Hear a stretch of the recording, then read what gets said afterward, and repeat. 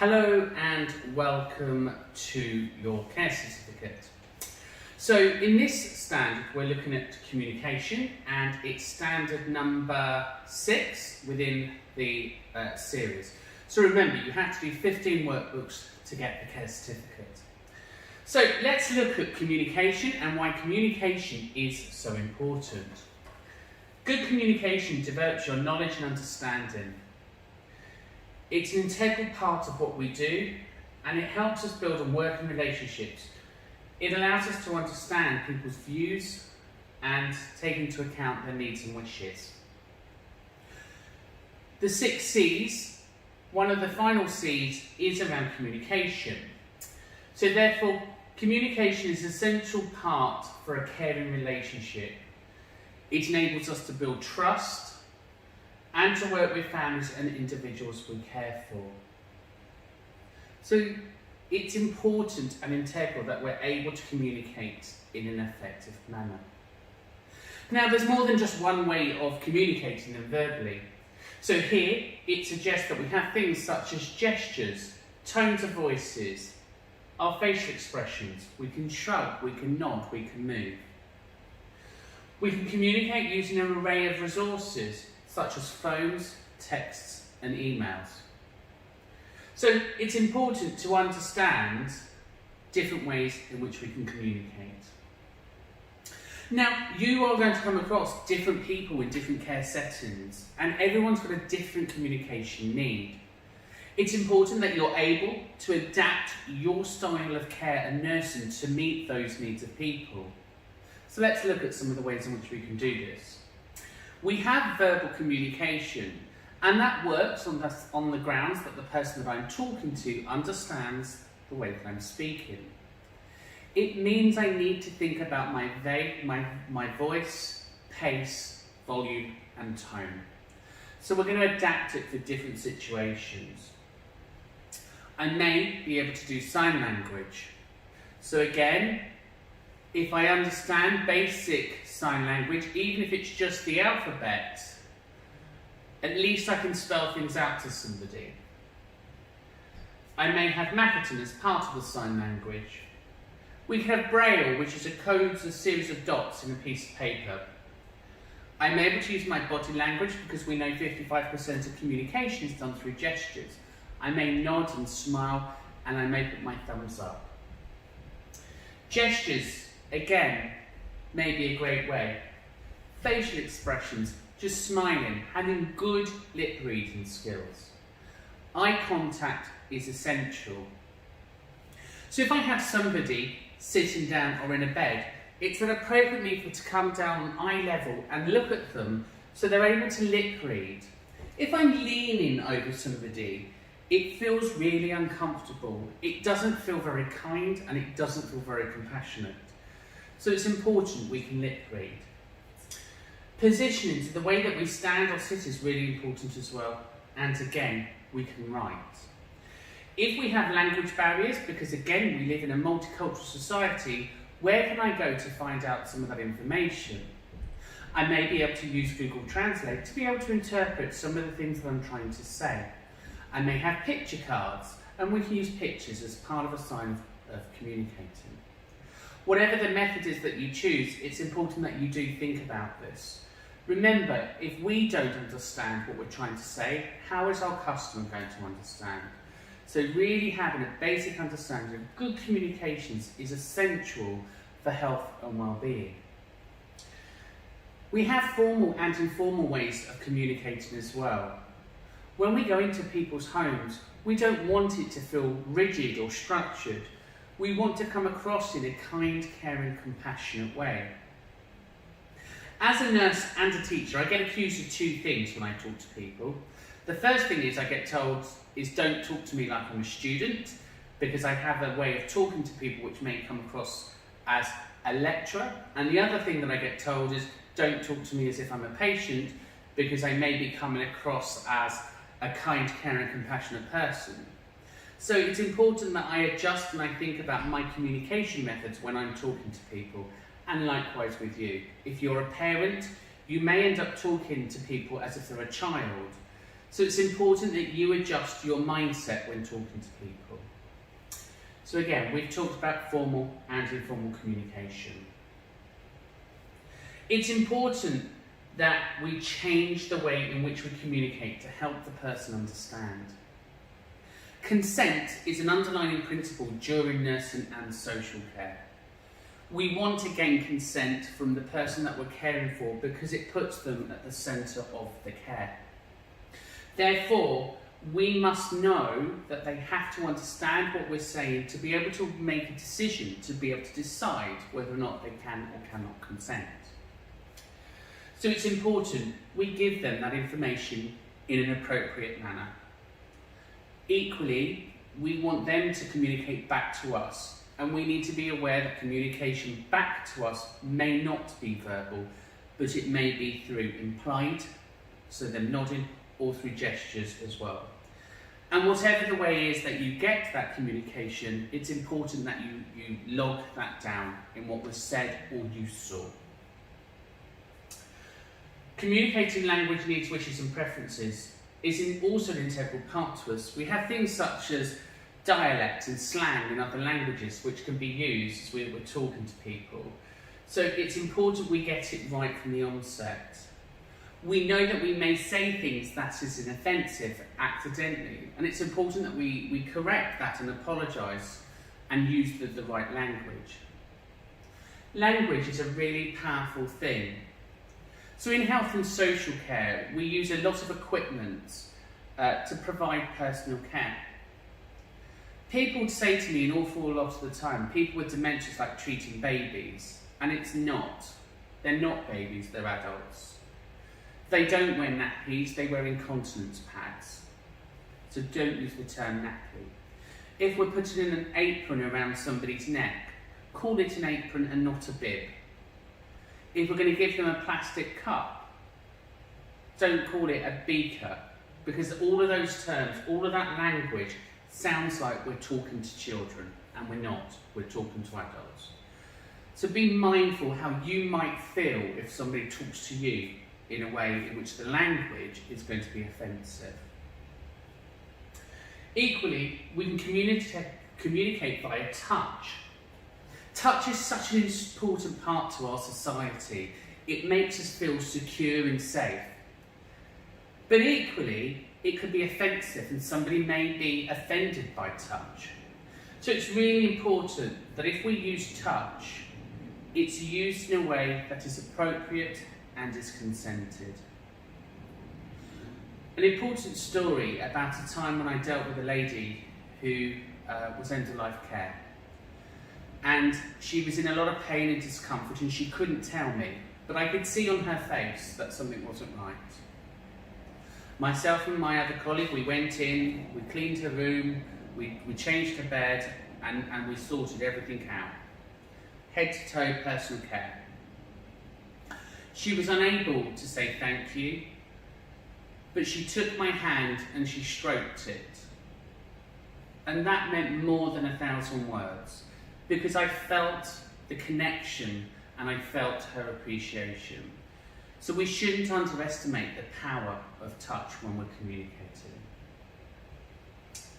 There are other methods for communicating, so specialist methods. So we may have moon picture books, we may have keypads, we may have eye interaction, electronic devices and technology. We can use speech synthesizers. It's important whatever we're using, we're aware how to use it and it doesn't become a barrier and we're able to follow it through.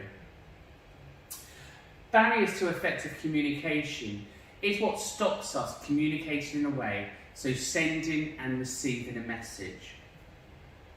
And we only have to think about ourselves on how we want to send and receive information. So therefore, if we're in a care environment, the last thing I'm going to want you to do is shout at me and go, "Steve, do you need the toilet? You look like you've wet yourself." It's not kind or caring. However, coming up to me, being compassionate, looking at my eye level, taking my hand and saying, "Do you need the toilet, Steve? And I can see that you might need to go," is a much nicer way of communicating. So the way in which we present ourselves, if we look rushed, if we feel rushed, that's going to come across. We may feel tired and therefore we're not talking in a way that we would normally talk. People will pick up on that. We may have lack of technology, so again, depends on where you're at. But our new mobile phone devices are amazing tools. I met a Portuguese patient not that long ago, and I don't speak Spanish or Portuguese. But again, I used the Google Translate and was able to get across some of the basic care principles, and I was able to say to him, pop your thumb up if you agree for consent. So we established a way of him understanding me. Body position is really important. I want you to choose ways of communicating which make people feel that they're able to do it without feeling threatened. So let's not lean over people. Let's crouch down if they're sitting. Let's go on eye level and let's talk to people. Emotion is really important as well. We're all humans. So again, the way in which we manage those emotions can become barriers to us talking. Physically, there could be communication barriers. Time might be a communication barrier because we just haven't got enough time in our care work. Negative or poor body language. So if I'm standing there like this, I'm showing that I'm not interested and that I'm not listening to you. Privacy is really important. If we're going to talk to people and we're asking them to plan for their end of life, or we're asking them to talk about their needs, wishes and wants, are they able to do that? And then finally, stereotyping. Again, just because somebody's hard of hearing doesn't mean we have to shout at them and talk to them as if they're stupid. We can use an inside voice and have good lip reading.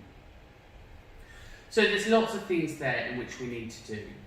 So for us to reduce the barrier to communicating, we need to understand the barriers and we need to think about and be mindful of some of the things we can do to reduce it. What's important is that we're checking their understanding. So if I'm asking questions, I'm gathering some data back in my mind that they're understanding. And we can do that by what we said in the very first section. So we can do that by paraphrasing and summarising. So what I've just heard is, what you're telling me is, and again, say what you see. I can see that you're upset. I can see that you're distressed. That's absolutely fine. Summarising information is key to show that you've actively listened to what they've had to say. And that's really important, because if you haven't been listening, they may get fed up with telling you something more than once. Where can you go for additional information, advice and support? There's many organisations out there that you may have to go to find. So be it through hearing or through sight, there's organisations online that you can find.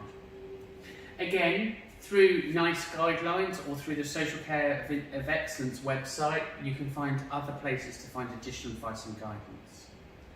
You may find through your company's policies and procedures that you've got information there around how to communicate more effectively. Confidentiality, again, is key to gaining trust with people. However, we need to be ensured that we don't put people in a position where we're going to break their trust. Sometimes you may get told something which is called a disclosure. So somebody's about to tell you something in which you're going to be worried about what you're going to hear. It's important that you tell them before they disclose something that you may have to report this and communicate it up. Informed consent is all about making sure that somebody who is going to consent to treatment or care has understood the treatment or care that they're going to receive. It's important that you allow them an opportunity to weigh up alternatives. So therefore you have to give information in a way which is impartial and free from your biasness. When we do that, we simply use the same voice and tone, saying we have this choice or this choice.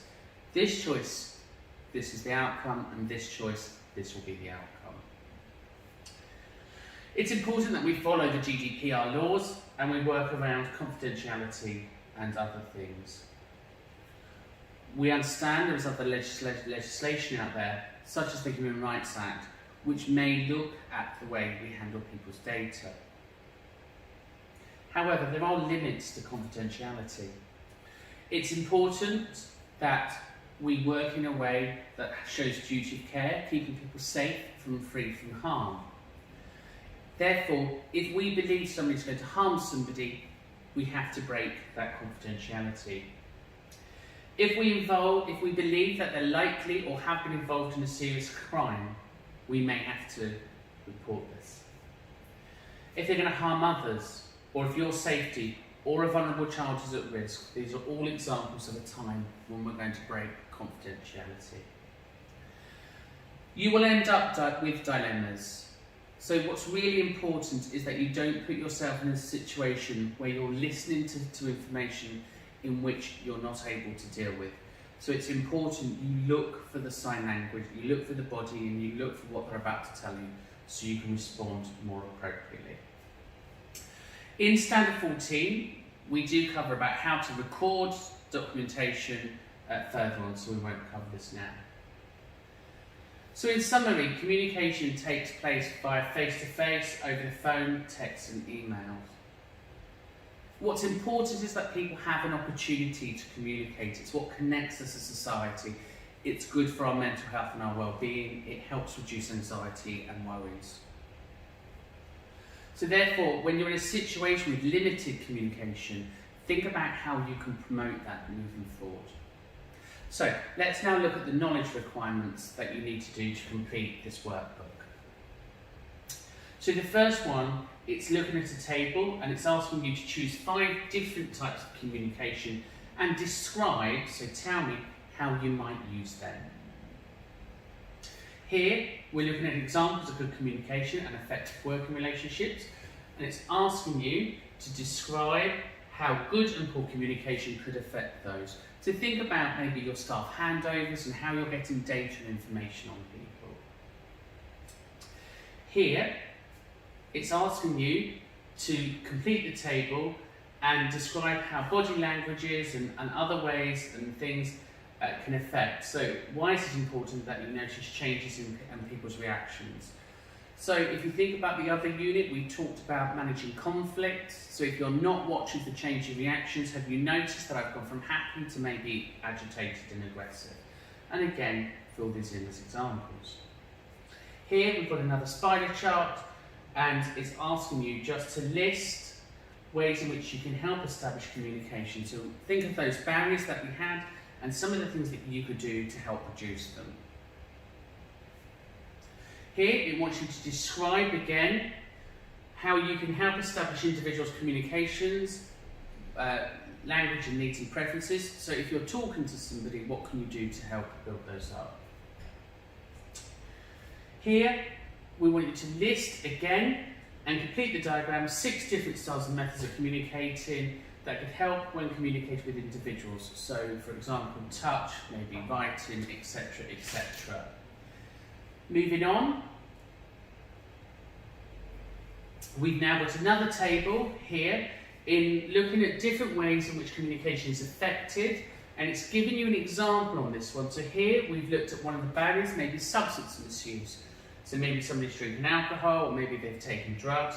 And again, we know that this can affect the mood and the way that we think and communicate. So it's asking you to think of other barriers and ways to overcome them. Here, it's asking you to check to make sure that the person has understood what you're saying. So that's you maybe using paraphrasing skills. So what I've heard is, can you tell me what I've just said? So it might be the fact that you've given an instruction and you're going to ask them to repeat that instruction back. It may be implied consent, nodding or not nodding. This question, we're looking for examples from your place of work, and it's saying, who could you help with informed support? So where could you go to get information, advice and guidance to help somebody, maybe who's hard of hearing, or maybe you've got English as a second language. Here, it's looking for you to describe the meaning of confidentiality. So in my job role as a care assistant, confidentiality means, and then you're just going to list what you think it means. Finally, we're going to move down to the last couple of ones in which we're going to look at some legislation and agreed ways of working. So maybe we're talking about communication and we're talking about to handling data and things like that. Here we've got an example, so again, looking at the here, what happens in your workplace where information might need to be passed on to other people. So think about times in which you could pass on information, and it's asking you to think of a couple of examples. So again, we pop those in there. This activity, who could you ask for advice and support about confidentiality and how you could help? So think about people you work with, maybe your supervisors, care coordinators and managers, and how could you help them there? So that's everything around communication. Remember, it's an integral part of what we do. You may find that it's very difficult to communicate and maybe you haven't got the confidence around communicating. It's important for you to recognise your own strengths and limitations around communication. And if you find this as an area of weakness and it's not one of your strong points, then please think about your personal development plans and what you can do to promote this. Remember, communication is essential. A couple of real big no-nos in the care industry is if you are two people of the same nationality talking in a language other than English around an English person, it's seen as rude and offensive. It's okay to talk to a patient in their first language if they understand, that's absolutely fine. But remember, if we're talking in any other language other than that of our patient, it's not personal centred and it's not respectful. It doesn't meet any of our care principles. So thank you for watching, and you'll see me in session 7 video. Take care.